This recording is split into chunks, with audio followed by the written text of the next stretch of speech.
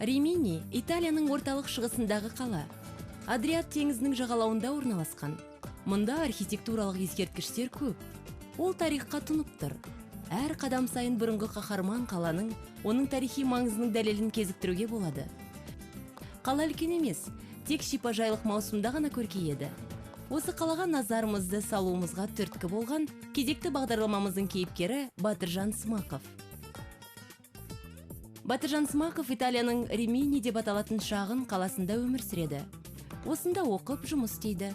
Кейіпкеріміздің Қазақстаннан осындай алыс және жат елге өз-өзін жетілдіріп, дарынын дамытып, әлемді мойындатамын деген тілегі алып келген. Батыржанда бәрі бар: ақыл, жігер, қырағылық және тамаша табиғи дарын. Сонымен қатар, оның бірегей және сирек кездесетін контртенор дауысы бар. Кезекті бағдарламамызда жерлесіміз Батыржан Смақовтың опера жұлдызына айналар кезін көрсетеміз.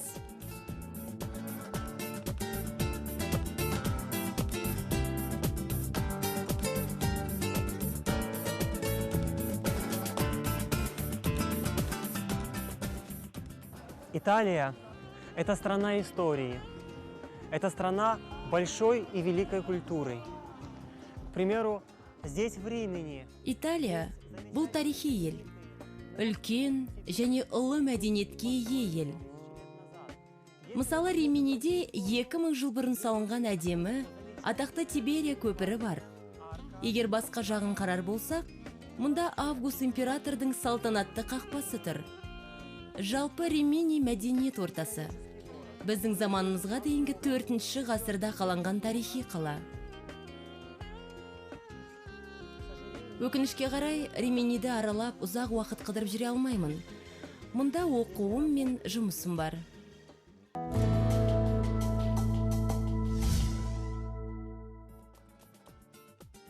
Батыржанды елемеу мүмкін емес. Оны өзінің өмірлік жолында кездестіргеннің бәрі де естеріне сақтап қалған.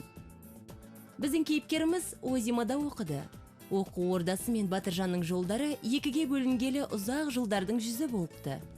Алайда оның жадында тамаша естеліктер қалған. Для меня Озимо – город средневековый, город культурных и исторических ценностей. Культурных, потому что здесь находится Международная академия оперного пения. Мен үшін Озимо – ортағасырлық қала. Мәдени және тарихи құндылығы мол. Мәдени деп айтқан себебім, мұнда халықаралық опералық ән академиясы бар. Ол жақта маған дәріс берген Алла Симонишвили деген тамаша педагог жұмыс жасайды. Қала ортағасырлық үлкен бекіністерден қаланған. Бұл қалада өмір тыныш және тату өтеді. Бұл жақта ойланып, толғануға болады. Қала сәл жоғары орналасқандықтан ән айтудан ыңғайлы. Үлкен төбешік пен осы бекіністің деңгейінде ауа басқаша болады, мүлдем басқаша. Сондықтан бұл жерде дауыс ерекше шығады. Бұл қала менің есімде мәңгілікке қалады. Қанша дегенмен, менің Италиядағы алғашқы қалам. Все-таки это первый итальянский город, который я посетил, куда я приехал. И воспоминания о нем всегда очень трогательны. Осы жақта қалған естеліктерім менің жүрегімді жібітеді.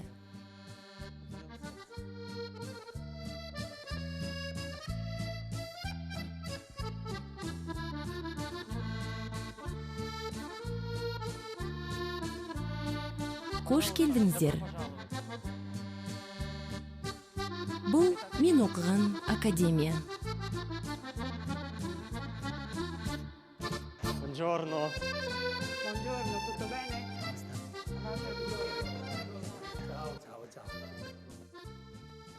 Қазақ телевизиясына Озимо атты қаламызға қонақ болып келгендеріңіз үшін алғыс айтамыз. Оның ішінде опералық өнер академиясына келгендеріңіз үшін қуаныштымын. Біздің академиямыз опералық ән айтудың институты. Бұл кәсіби деңгейіңді көтеретін мектеп. Академияның Озика қаласында жұмыс жасап жатқанына осымен 36 жыл болды. Ол 1979 жылы құрылған.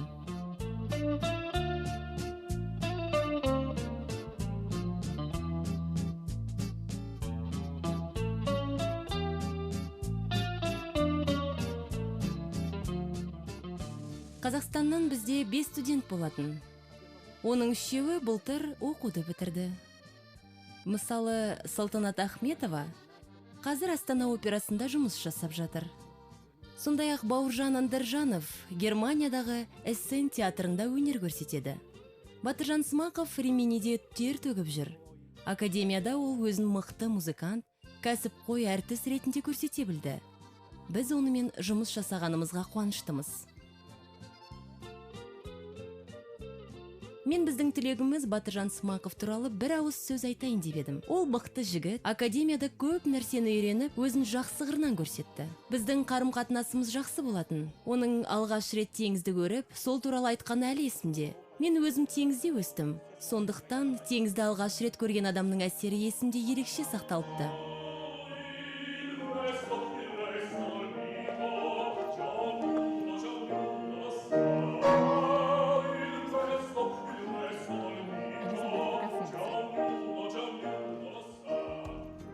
Батыржанға келер болсақ, академиямызда оның тілге, стильге, вокалдық және техникалық қиындықтарды жеңуде көп іс атқарғанын айта кетуім керек. Ритмге қатысты қиындықтар бар болатын. Әсіресе жылдам екпінде біз сонымен жұмыс жасадық. 3 жылдық оқудан соң Батыржан ритмикалық және вокалдық жағынан көптеген тапсырмаларын орындап, жоғары деңгейге қол жеткізді деп ойлаймын. Қазір Батыржан екеуміздің арамызда жылы қарым-қатынас бар. Оған бар жақсыны, үлкен опералық мәнсап пен шығармашылық даму тілеймін.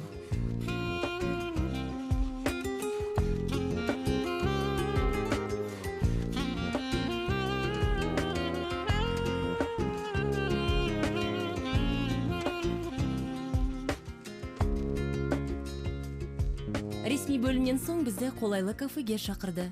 Қаланың қағидалары мен ұстанымдарын осы жағы анық көрсетіп берді. Бізге нағыз озималық тағам мен вино келді.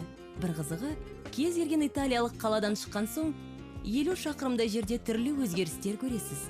Тілінде, асханасында, әсіресе шарапында.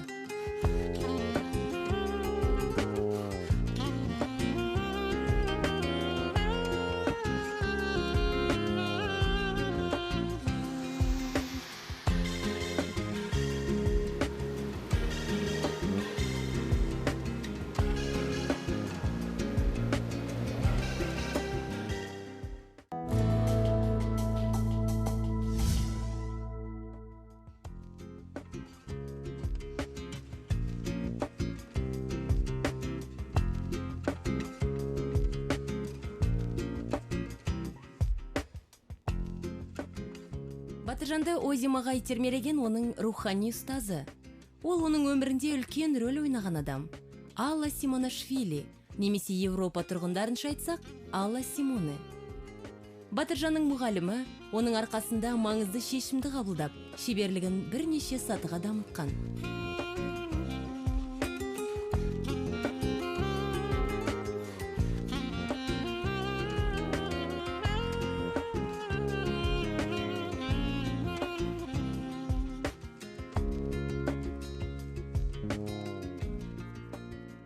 Я бы хотела сказать о Батыржане как о личности, очень воспитанный, очень работоспособный. Батыржанды жеке тұлға ретінде атап өткім келіп тұр. Ол өте тәрбиелі, жұмысқа икемі бар, жауапты адам. Бұл өте маңызды. Алға жылжуда мұның септігі аз тимейді деп ойлаймын. Себебі ол аз уақыттың ішінде қоғамды өзіне қаратты. Оған, оның дарынына, жұмысына қызығатын адам өте көп. Ол консерваторияда магистратура оқуын жалғастырып жатыр. Бүгінге дейін байқауларда қазылар алқасының мүшесі болып үлгерді. Ол өте сауатты және дарынды адам. Қашанда қай жерде де өз жолын тауып алады. Мен ол үшін қуаныштымын. Себебі оған әрқашан сенетінмін.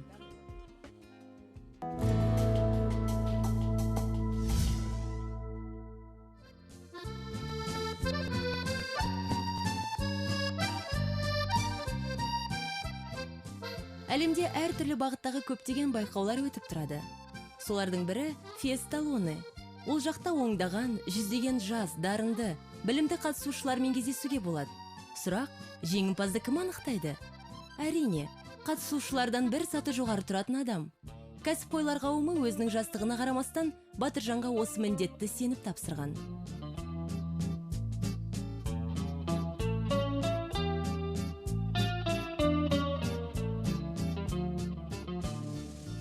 Мы, когда с ним общаемся, он тоже думает, что у мира не должно быть границ, особенно границ для людей искусства. Біз онымен сөйлескенімізде өлшемнің шектеуі болмайтынын айтты. Әсіресе өнер адамдарында. Музыканттар үшін шектеу жоқ. Әлем жалғыз-ақ. Біз бәріміз бір тілде, ортақ нота тілінде сөйлесеміз. Міне, Батыржанның арқасында осы фестивальді ұйымдастырдық. Ойларымызды ортаға салдық. Ол Қазылар алқасының құрметті мүшесі атанды. Бұрынғы Кеңес одағының елдерінен, Еуропадан келетін қатысушыларға баға берді. Федерико Феллини, Андриана Челентано, Лучано Паваротtiмен бірге жұмыс жасаған 82-дегі Бенедетта Франкомен бір қатарда мүшелік басқармада отырады.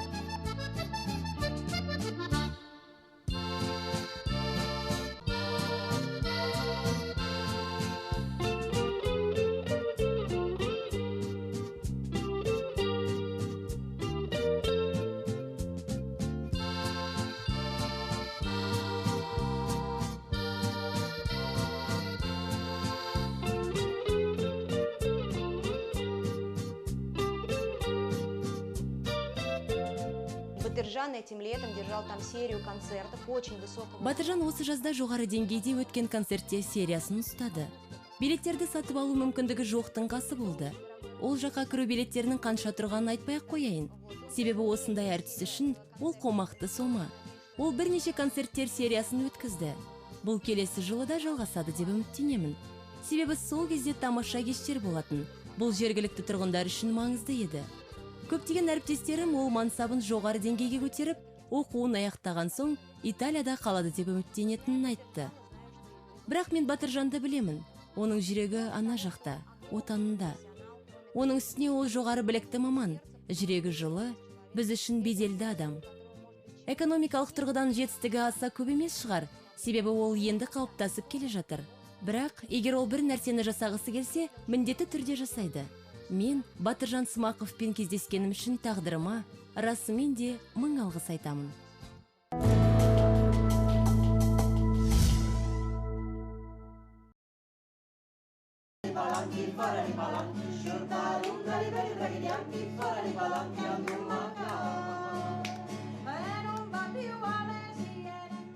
Қызық, ол жанына өзімен пікірлес адамдарды жинап алған. Олардың жастары, ұлттары, әлеуметтік мәртебелері де әртүрлі. Бұл жолы бізді нағыз италиялық қыздар, әріптестер, музыканттар және тамаша сеньорлер қонаққа шақырды. Олардың үйінде нағыз Италияның рухын сезіне алдық. Ежелгі италиялық тағамдардан дәм татып, жайбарақат әңгімеден ләззат алып, гитарамен орындалған халық әндерін тыңдадық. Бұл бір ғанибет емес пе?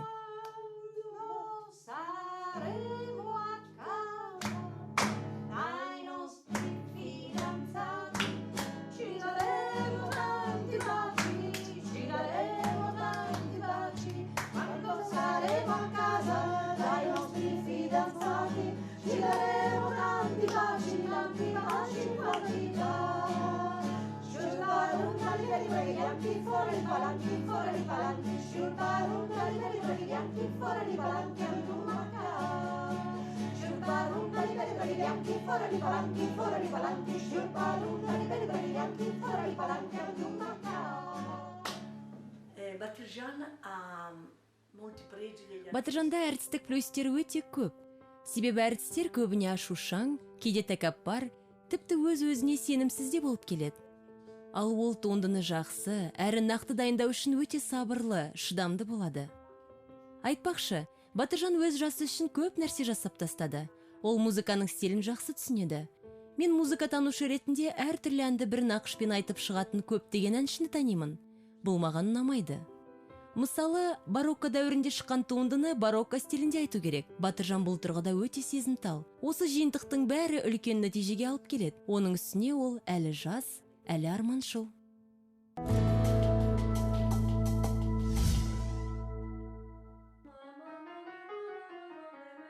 Кейіпкеріміздің тағы бір тұсы – ол ұстаз. Ол аспапта ойнап, ән айтуды және оны түсініп, сезінуді үйретеді. Батыржан дарындарды танып, табиғи дарындының ұшқынын жағалады. Оның дәрістері жай ғана дәріс емес, сөзіміздің дәлелі шәкірттері жақсы нәтижелерге қол жеткізіп жүр.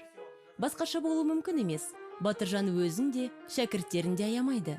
Бар күшін салатыны сонша, бұл істе тек бір ғана нәтиже болуы мүмкін. Білімді музыкант болу.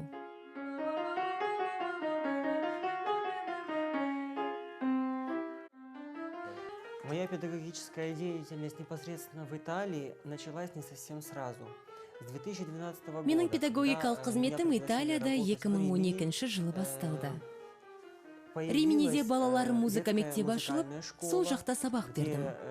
Әлі де сол жақта балаларды оқытамын. Сондай-ақ дауыс қоюдан да дәріс беремін. Даю уроки по постановке голоса. Я чувствую то, что я стала более уверенной. Ұстазымнан сабақ ала бастағалы бері, өз-өзіме сенімді бола бастадым. Және әрдайым алдыма мақсат қойып отыратын болыппын. Ол маған ешқашан бір орында тұруға болмайтынын үйретті. Әрдайым дамып отыру керек. Жұмысымыз алға басуда. Маған барлығы ұнайды. Жоғары нотаны алуды үйрендім.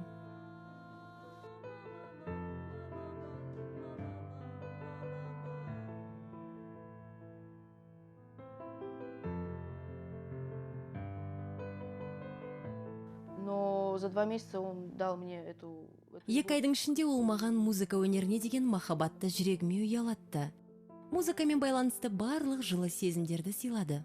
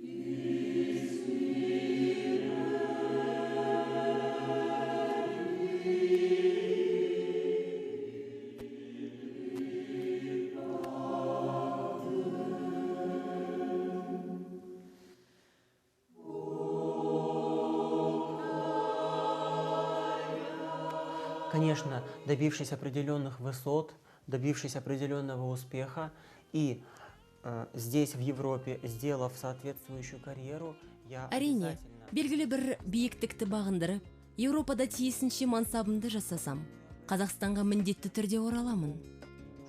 Мен мұны қазірден ақ жоспарлап жүрмін, және осы тақырып аясында көп ойланамын.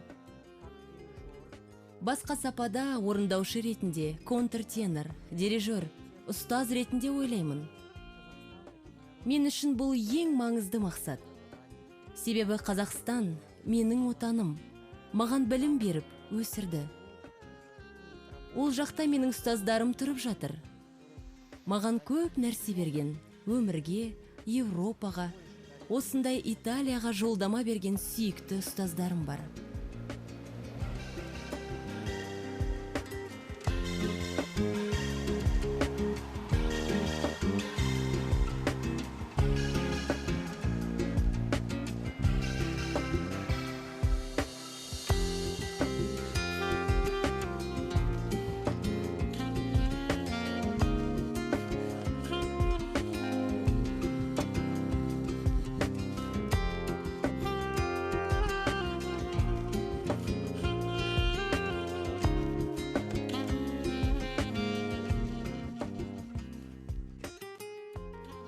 Очень рад, друзья, что вы приехали. Сіздердің мені іздеп келгендеріңіз үшін қуаныштымын. Уақыттарыңызды бөлгендеріңіз үшін алғысым шексіз. Қазақстанға үлкен сәлем. Сау болыңыздар.